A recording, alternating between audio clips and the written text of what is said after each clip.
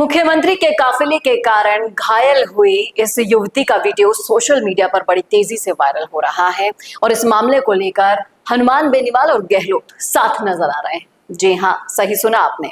कैसे, चलिए बताते हैं आपको पूरा मामला। नमस्कार, संवाद पर आपका स्वागत है। मैं हूं चेतना शर्मा आपके साथ। तो सोशल मीडिया पर एक बहुत बड़ा पोस्ट हनुमान बेनीवाल ने डाला है और साफ साफ कह रहे हैं कि जब सरकार के वीआईपी ट्रीटमेंट की वजह से किसी की जिंदगी बर्बाद हो गई, कोई बमुश्किल अपना पेट पाल रहा था, उसकी रोजी रोटी पर संकट गहरा गया, लेकिन इतनी असंवेदनशीलता इस मामले में सरकार की दिखाना वाकई में दुर्भाग्य है।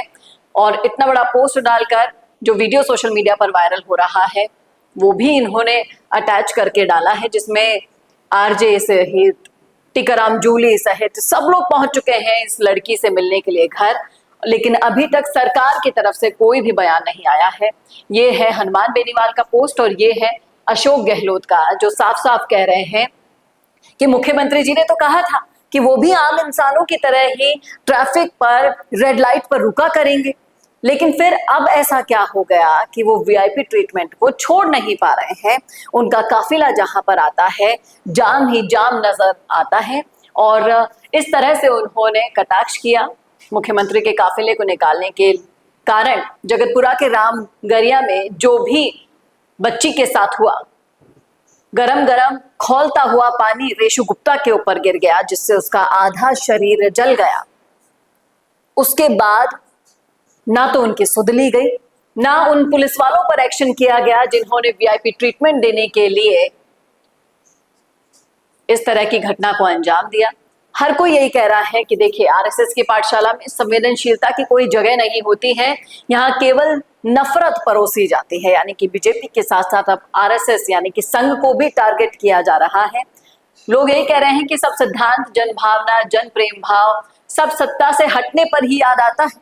एक बार सत्ता की मलाई मिल जाती है, उसके बाद कोई मुड़कर देखता भी नहीं है उस जनता को जिसके दरवाजे पर आप वोट की भीख मांगने पहुंच जाते हैं।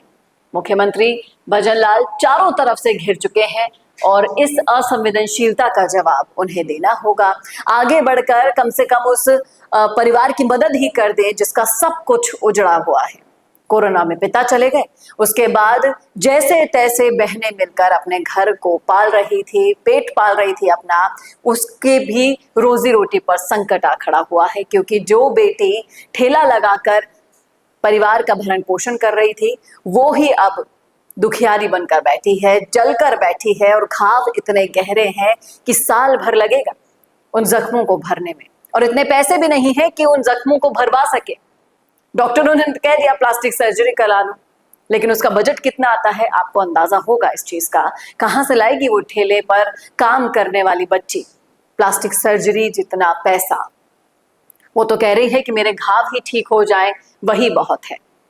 और इतना बोलने, सुनने, आलोचना के बाद भी सरकार की तरफ से एक कदम भी आगे ना बढ़ाना कितनी बड़ी असंवेदनशीलता को दिखाता है। देखना वाकई में दिलचस्प होगा कि जब से विपक्ष और हनुमान बेनीवाल इस मुद्दे को लेकर हावी हुए हैं, क्या कोई एक्शन लेगी सरकार? इनके दबाव में ही ले ले, लेकिन ले तो सही।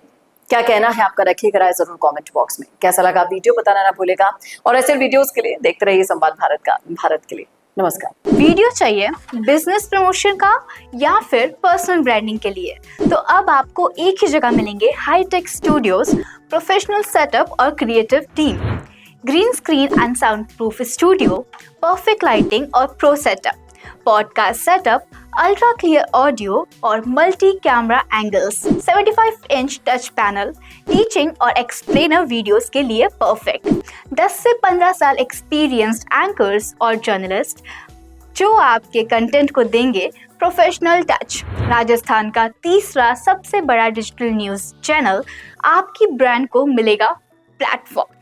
50+ प्रोफेशनल वीडियो मॉडल्स जो आपके प्रोजेक्ट को बनाएंगे ज़्यादा इंगेजिंग। हमने 5000+ बिजनेस और ब्रांड्स को ग्रो करने में की है मदद। अब आपकी बारी।